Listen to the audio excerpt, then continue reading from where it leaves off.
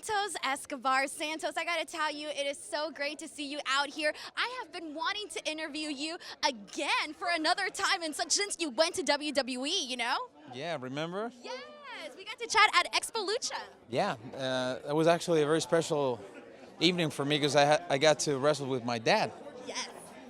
And but well, right now we're here. I'm excited, ecstatic.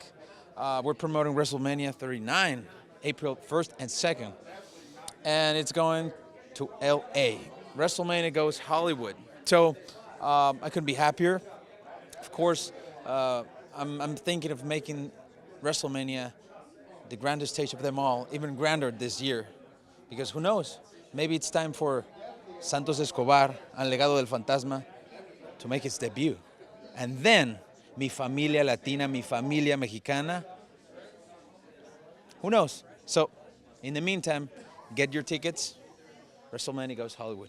So I gotta tell you, Santos, you kind of got my hopes up there because I've been that person that's like, we gotta see Santos, we gotta see Legado del Fantasma on Raw or on SmackDown. I feel that I've been waiting for that moment. I can only imagine that you've been waiting for that moment as well. So I do want to ask you, you know, what are the possibilities? How are you feeling if that were to happen?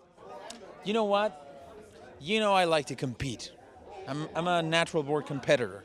And so me gusta luchar, and NXT has been a place where I got to fight, wrestle, compete with every single one of them. And right now, I feel very happy, I feel excited, I feel like the sky's the limit. You know how people throw that just like a punchline, and you hear it so often, but right now I actually feel like the sky is the limit. Not just for Santos Escobar, but also for Legado del Fantasma. You know, I represent mi familia latina, mi familia mexicana, lucha libre. So I think right now it's the time. And I've enjoyed the process. The process, it's also something you can enjoy. And I've enjoyed it a lot. Let's talk about But I cannot leave while competing. I gotta be the number one. So, who knows? But right now, I'm ready to compete. I'm ready to be the best. Let's talk about that process because, you know, you're part of NXT, and NXT has gone through some massive changes. We went from the black and gold brand, and now we have, you know, the new version, NXT 2.0, where, you know, Shawn Michaels leading that right now. What was the experience like going into NXT 2.0 and how things have changed? Like for you, how has that all been, and especially getting to work with Tony D'Angelo and getting to do a lot of really cool stuff there too? Well, you know, I'm a 22-year young veteran, and I always enjoy, like I said before, competing. The black and gold era was an era where I got to compete as well. That's where I became Cruiserweight champion, and that's where I became the undisputed Cruiserweight champion. And then things evolved, things changed, as so often happens in our business. And I think not just me, but also Legado del Fantasma, we had the opportunity to grow and evolve and change and offer something different and fresh and vibrant and new. And I think when you get that opportunity, you just got to hold on to it and just run. Get the ball and run. And I think that's what we've been doing. I've enjoyed it a lot. And Shawn is the best.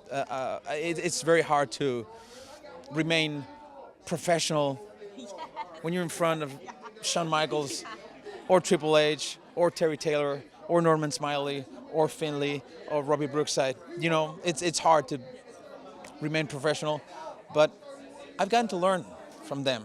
And it's like learning from the best of the best. It's like being in Mount Olympus itself and learning from the gods.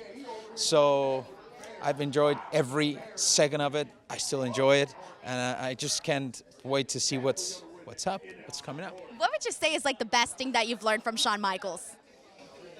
You know, I've learned so many things. And I know this sounds cliche, but just go out there and enjoy yourself. You know, once you got all the ABCs there, enjoy. Be yourself. And Shawn is a person that lets you be you. He could tell you do this or that, but he is wise enough to let you do you. You know, he acknowledges whatever talents you got and just encourages you to go out there and show them. And I just love that because I feel like myself when I go out there, and I think my familia, my people, my gente, I think they feel. Oh, we feel it. I think I emote from the heart. So if you see me smiling, I'm happy. If you see me angry, I'm angry, and I think that just comes through Exactly. and touches people. Exactly. And that's something that Shawn, he kind of pushes you to get there. And you see it too in your presentation, in all of your promos, and all of your in-ring work, and everything that you do. You really see like just like so much charisma, like coming out of you, which is very enjoyable to watch. You know, each and every single week. Now, I do want to ask you because we've been seeing some changes in WWE. You mentioned, you know, obviously all of the, you know, the time that you spent on the black and gold version of NXT, with you know that being Triple H's baby, Triple H's vision, and now he's in a position where he is, you know, head of creative for WWE. So for you, what were your thoughts as a talent? How did you feel when those announcements and those changes were made?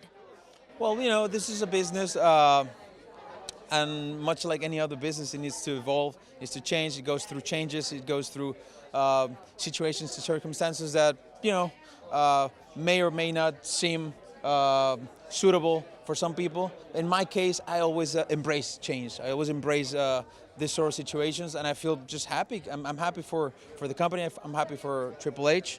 You know, they call him, and rightfully so, Papa H. He's really, you know, I have my own father, and I love my papa, but Triple H has been a sort of a papa to me as well. He took me under his wing. He taught me a lot of things. Still does. Just by listening to him, I feel inspired, and so I'm very excited for what might come.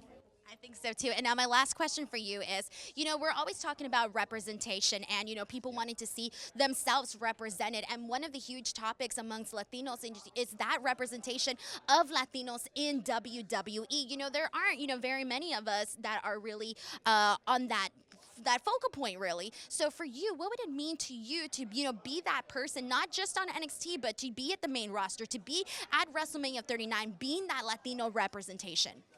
I'm just honored to be here, and I think that it's a challenge. It is an opportunity, of course, yes, because there's not many of us right now, but it's a challenge, and I'm willing to take it. You know, I got what it takes, and I feel confident, and I work, and I perform, and I do everything. Everything I do it from the heart, and I hope that translates with my familia out there. So if it's me who's gonna be the representante, if it's me who's gonna be el Latino, if it's me who's gonna be el Mexicano, el luchador, so be it. Because I'm ready. God knows I'm ready, and you know I'm ready. Hell yeah, we know you're ready. Well, Santos, thank you so much for chatting with me today. It was seriously awesome to get to circle back with you once again, especially after so much time has gone by. It went by fast, but it's gone by. I'm going to let you go and enjoy the rest of your evening, but thank you so much for everything. Thank you. And let me just say one thing. Familia, WrestleMania, goes Hollywood. Hopefully Santos is going to be there. Hell yeah. So see you there.